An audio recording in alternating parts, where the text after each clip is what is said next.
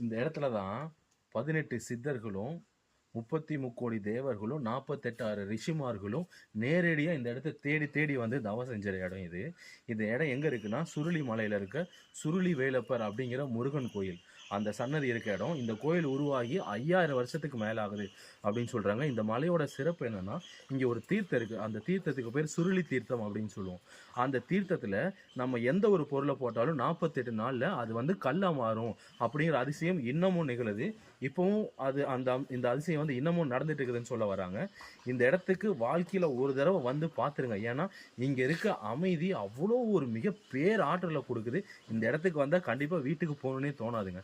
அவ்வளோ ஒரு இறையாற்றல் மிகுந்த ஒரு இடம் இந்த சுருளிமலையில் இருக்க சுருளி வேலப்பர் முருகர் கோயில்.